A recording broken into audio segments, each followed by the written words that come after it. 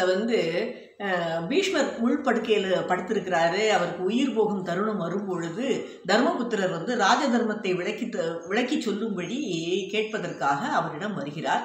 அவர் பல விஷயங்களை அவருக்கு கற்றுக் கொடுக்கிறார். அதில் ஒரு கேள்வி, ஒவ்வொரு கேள்வியாக கேட்டுகிட்டே வருவார் தர்மபுத்திரர். பீஷ்மர் வந்து அதுக்கு பதில் சொல்கிற மாதிரி சின்ன சின்ன கதைகளை சொல்லி விளக்கி கொண்டே வருவார்.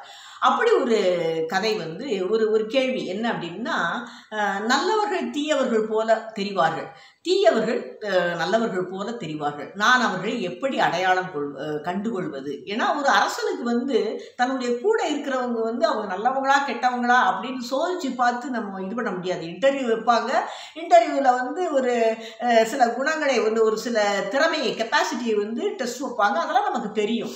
ஆனால் வந்து அவங்க நல்லவங்களா கெட்டவங்களான்னு எப்படி கண்டுபிடிக்கிறது? அதனால வந்து இவர் கேட்குறாரு, நான் அவர்களை வந்து எப்படி கண்டுகொள்வது, அவர்களை எப்படி நடத்துவது அப்படின்னு கேட்குறாரு. அதுக்கு வந்து சொல்கிறாரு, பீஷ்மர் சொல்கிறாரு, இதுக்கு ஒரு கதை இருக்கிறது, ஒரு புலி நரி கதை இருக்குது, அந்த கதையை சொல்கிறேன், நீ அதை புரிஞ்சுக்குவ அப்படின்னு சொல்லிட்டு சொல்கிறாரு. ஒரு புரிகை என்ற ஒரு நாட்டிற்கு வந்து பௌரிகன் என்ற மன்னன் வந்து ஆண்டு வந்தான். அவன் வந்து கொடுங்கோன்மை ஆட்சி, மக்களை துன்புறுத்துவதிலும் அதிகப்படியான வரியை வசூலிப்பதுமாக அவன் கொடுங்கோல் ஆட்சி செய்து வருகிறான். அவன் இறந்து போயிடான். அவனுடைய காலம் முடிந்த பிறகு அவன் வந்து அடுத்து அவனுடைய செய்த பாவத்தின் காரணமாக ஒரு நரியாக பிறக்க நேரிடுகிறது. அப்படி அந்த நரியா பிறந்த போது அவனுடைய தெய்வத்தின் அருளால் அவனுக்கு முந்தைய பிறப்பின் அவன் செய்த பாவமெல்லாம் அவனுக்கு தெரிய வருது. தெரிய வரும்போது ரொம்ப வருத்தப்படுறான். ஐயோ, நம்ம வந்து அதனால தான் நிறையா பிறந்திருக்கோம், அப்போ நம்ம இப்போ இந்த பிறவியில் வந்து நம்ம ரொம்ப தூய்மையாக நடந்துக்கிடணும், தூய்மையாக நடந்தோம்னா கடவுள்கிட்ட வந்து போய் சேரலாம் அப்படின்னு சொல்லிட்டு மாமிசம் சாப்பிடுவதை தவிர்க்குது அந்த நரி. தானாக விழுந்த பழங்களை மட்டுமே சாப்பிடுது. சாப்பிட்டுட்டு ஊருக்குள்ளே இருந்தால் தானே நமக்கு வந்து சில ஆசைகள்லாம் வரும் அப்படின்னு சொல்லிட்டு மயானத்தில் போய் வசிக்குது. அப்போ வசிக்கும் போது அதனுடைய சக நரிகள்லாம் வந்து கேட்குறாங்க, என்ன நீ இப்படி பண்ணுற? எங்களை மாதிரி வந்து புலால் சாப்பிட்றதுங்கிறது வந்து நரியோட இயற்கை குணம், நீ அதுலேருந்து வித்தியாசப்படுறதுனால உனக்கு என்ன கிடைக்க போகுது? நீ எங்களோட இருந்து எங்களை மாதிரியே சாப்பிடலாம் வைக்கலாம், நீ எதுக்காக மயானத்தில் இருக்கிற அப்படின்லாம் சொல்லுது. நீ அப்படி பண்ணுறதுனால உன்னை வந்து யாராவது வந்து ஒரு பெரிய தவ ஞானி அப்படின்னு சொல்லிட போகிறாங்களா அப்படின்னா வந்து கேட்குறாங்க. இது வந்து நடைமுறையில் கேட்குறது தான். யாராவது ஒருத்தர் வந்து வித்தியாசமாக நடந்துக்கிட்டாங்கன்னா எல்லாரும் வந்து அப்படி தான் அவங்கள கேட்பாங்க. அது மாதிரி அது கேட்ட உடனே அது சொல்லுது, நான் வந்து நான் இந்த பிறவி வந்து எனக்கு தூய்மை ஆகணுங்கிறதுக்காகத்தான் நான் வந்து இப்படியெல்லாம் மயானத்தை வசிக்கிறேனே ஒழிய எனக்கு வந்து வேற எந்த நோக்கம் கிடையாது. ஒரு மயானத்தில் வாழ்றதுனால ஒருத்தர் தவஞானி அப்படின்னு யாரும் ஒரு இருக்கிற இடத்த வச்சு யாரும் நம்மளை சொல்ல போகிறது கிடையாது. ஒரு அப்படிலாம் சொன்னால் ஒரு பெரிய ஒரு ஆசிரமத்தில் வந்து ஒரு ஒரு தவறு நடந்துருச்சுன்னா அந்த ஆசிரமத்தில் தூய்மையின் காரணமாக அந்த தவறு வந்து இல்லைன்னு யாரும் சொல்ல மாட்டாங்க. அதே மாதிரி ஒரு கெட்ட ஒரு சாதாரண இடத்துல வந்து உயர்ந்த ஒரு செயல் நடக்குது அப்படிங்கிறதுக்காக இது சாதாரண இடம், இங்கெல்லாம் இந்த செயல் நடக்க முடியாது அப்படின்னு யாரும் தட்டி கழிக்க முடியாது. ஒரு செயலோ ஒருடைய எண்ணங்களோ வந்து பிறப்பினாலோ இருக்கிற இடத்தினாலோ வர்றது கிடையாது. நம்மளுடைய மனசு நம்ம இன்னைக்கு வந்து இது நல்லபடியாக வாழணும், இந்த பாவமெல்லாம் நம்ம செய்யக்கூடாது அப்படின்னு நான் நினைக்கிறதுனால நான் மயானத்தில் வாழ்கிறேன், இதனால உங்களுக்கு என்ன வந்து போச்சு அப்படின்னு சொல்லி அவங்ககிட்ட பதில் சொல்லி அவங்களெல்லாம் அனுப்பிடுது. இவ்வளவு உறுதியாகவும் இவ்வளவு ஒரு விவேகமாகவும் பேசுகிற அந்த பேச்சுக்களை எல்லாம் கேள்விப்பட்ட அந்த காட்டுக்கு அரசனாகிய புலி வந்து இதை கேள்விப்பட்டு நரிய வந்து பார்க்குது. நான் வந்து இயற்கையிலேயே கொடூரமான ஒரு குணம் உள்ளவன், நீ இந்த அளவுக்கு கர்வம் இல்லாமல் இத்தனை பேர் வந்து சொல்லியும் நீ அதை மாறாம இவ்வளவு வந்து பேசுற, எனக்கு உன்னுடைய அந்த கர்வம் இல்லாத நேர்மையான அந்த பேச்சு ரொம்ப பிடிச்சிருக்குது. என்னுடைய அரசவையில் உனக்கு ஒரு பங்கு ஒரு அமைச்சராக நீ போட போறேன், நீ என் கூட வந்து இருக்கணும் அப்படிங்கும்போது அது சொல்லுது, எனக்கு வந்து இப்படிலாம் யார்கிட்டையும் நான் வேலை பார்த்து எனக்கு பழக்கமே கிடையாது. உன் கூட இருக்கிறவங்க வந்து என் மேல இருக்கக்கூடிய ஒரு கருத்து வேறுபாடு காரணமாக உன்கிட்ட தப்பா எனக்கு போட்டு கொடுக்கலாம். அப்படி போட்டு கொடுத்தா நீ அதை அவங்கள நம்ப வேண்டிய ஒரு சூழ்நிலை வரலாம். எனக்கு இதெல்லாம் எனக்கு நான் இருக்கிற இடமே எனக்கு சொர்க்கம், மயானத்திலே இருந்துட்டு போகிறேன். எந்த இடத்துல நம்ம இருக்கிறோமோ அந்த இடம் நமக்கு பிடிச்சி போச்சுன்னா அதுதான் நமக்கு சொர்க்கம். மயானங்கிறதுனால இது சொர்க்கம் இல்லைன்னு நான் சொல்ல முடியாது அப்படின்னு அந்த நரி வாதாடுது.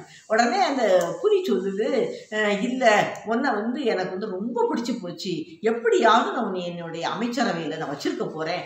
அதனால உனக்கு எந்த ஆபத்தும் வராமல், உனக்கு எந்த அவமானமும் வராமல் நான் பார்த்துக்கிறேன் அப்படின்னு சொல்லி நரியை சம்மதிக்க வச்சிருது. சரி, நரியும் சரின்னு சொல்லிட்டு நிறைய கண்டிஷன் போடுது. அதாவது எந்த நேரத்தையும் என்னை நீ சந்தேகப்படக்கூடாது. நாளைக்கு நான் யாரையாவது பற்றி இவங்க இப்படி தப்பு பண்ணுறாங்க அப்படின்னு நான் உங்ககிட்ட சொன்னேன்னா எல்லாரும் முன்னாடியும் அவங்களை விசாரித்து அவங்களை கடுமையான தண்டனைக்கு உள்ளாக்கக்கூடாது. அது இல்லாமல் அவங்கள நம்ம ஒரு மறைமுகமான இடத்த அவங்களை விசாரணை பண்ணி அவங்கள திருத்துறதுக்கு தான் முயற்சி பண்ணணும் அப்படின்னு பல கண்டிஷன்களை போட்ட உடனே புலி எல்லாத்துக்கும் சம்மதிச்சிருது. இதை அப்போ அவங்களுடைய ராஜ்யம் ரொம்ப சிறப்பாக நடந்துக்கிட்டு இருக்கு. நரி ரொம்ப நேர்மையாக சின்சியராக வேலை பார்க்குது. இதை பொறுக்காத மற்ற விலங்குகள் எல்லாம் என்ன செய்யுது, இந்த நரியை எப்படியாவது புலியின் மனதிலிருந்து ஒரு வெறுப்பை உண்டாக்கிடணும் அப்படின்னு சொல்லி திட்டம் போடுறாங்க. திட்டம் போட்டு ஒரு நாள் என்ன பண்ணுறாங்க, புலிக்காக சேகரிக்கப்பட்ட அந்த மாமிசத்தை நரி வீட்டில் கொண்டு போய் போட்டுடுறாங்க. புலி சாப்பிட வருது, கேட்குறாங்க என்னுடைய அந்த மாமிசம் எல்லாம் எங்கே அப்படிங்கும்போது நரி வீட்டில் இருக்குது அப்படிங்கும்போது முதல்ல அது நம்ப மாட்டேங்குது. அப்போ பார்த்தா அது சாப்பிட்றதுக்கு இல்லை, அதுதான் வந்திருக்கு. அரசே நீங்கள் சொன்னால் நம்ப மாட்டீங்க, நீங்கள் அவரை ரொம்ப நம்புறீங்க, அதனால உங்கள்கிட்ட எது சொன்னாலும் எடுபட மாட்டேங்குது. அதனால இன்னைக்கு நீங்கள் பார்த்தீங்கன்னா மாமிசமெல்லாம் அங்கே போயிட்டு நீங்கள் வீட்டுக்கு பார்க்க வாங்க, அவன் ரொம்ப கபட வேஷதாரி, உங்களை அவன் நல்ல மாதிரி ஏமாற்றி உங்களை நம்ப வைக்கிறான் அப்படின்னு சொன்ன உடனே புலி அதை போய் அவங்க வீட்டுக்கு போய் பார்க்க போகுது. அந்த வீட்டில் மாமிசம் இருக்கு, இவங்களாம் தான் தூக்கி போட்டிருக்காங்கல்ல. அதனால அவங்க மாமிசம் இருந்த உடனே அதுக்கு நரி மேலே ரொம்ப கோபம் வரும்போது அதை கொன்றணும் அப்படின்னு முடிவெடுக்கும் போது புலியினுடைய அம்மா சொல்லுது, கொஞ்சம் பொறுத்து நல்ல ஒரு அரசங்கிற யாராவது குற்றம் சாட்டினா உடனே தண்டனை கொடுக்கறதுங்கிறது ஒரு நல்ல அரசனுக்கு அழகு கிடையாது. நல்லா யோசித்து பாரு, இத்தனை நாள் உங்ககிட்ட வேலை பார்த்துருக்குறான், அவனுக்கு இந்த மாதிரி ஒரு திருட்டு தனம் பண்ணி உங்ககிட்ட இருந்து இந்த ஒரு பொருளை வாங்கணுங்கிற அவசியமே கிடையாது. நீ எத்தனையோ முறை அவனுக்கு எவ்வளவோ கொடுக்கணும்னு ஆசைப்பட்டிருக்கிற, அவன் எதையுமே வேண்டான்னு சொல்லிட்டு இப்படி திருடி கொண்டு போய் வைக்கணும்னு அவன் நினைக்க மாட்டான். கட்டாயம் உன்னுடைய சுற்றி இருக்கிறவங்க என்ன மனநிலையில இதை போட்டு கொடுத்துருக்காங்கிறத யோசிக்கணும். ஒரு அரசன் திடுதப்புன்னு ஒரு முடிவு எடுக்கக்கூடாது அப்படின்னு அவங்க அம்மா சொன்ன உடனே அப்போ இந்த மாமிசத்தை கொண்டு நரி வீட்டில் போட்ட அந்த குரூப் இருக்காங்கல்ல, அதில் ஒருத்தன் அம்மா புலிகிட்ட கம்ப்ளைண்ட் பண்ணிடுறான். அம்மா நீங்கள் சொல்கிறது தான் உண்மை, இவங்க எல்லாம் அங்கே ஒன்று தான் போட்டாங்க அப்படின்னு சொன்ன உடனே புலிக்கு அப்படி கண்ணீர் வருது. ஐயோ நம்ம தெரியாமல் இப்படி இப்போ இது பண்ணிட்டோமே அப்படின்னு சொல்லிட்டு நரியை ஹக் பண்ணிக்கிடுது, தழுவிக்கிட்டு நான் இனிமேல் உன்னை சந்தேகப்படவே மாட்டேன் அப்படிங்கும்போது, இல்லைமன்னா ஒரு மன்னன் அவசரப்பட்டு ஒருவருக்கு பதவி கொடுப்பதும் விசாரிக்காமல் பதவியை பறிப்பதுங்கிறது ஒரு நல்ல புத்தி உள்ள அரசன் செய்யவே மாட்டான், செய்யக்கூடாது.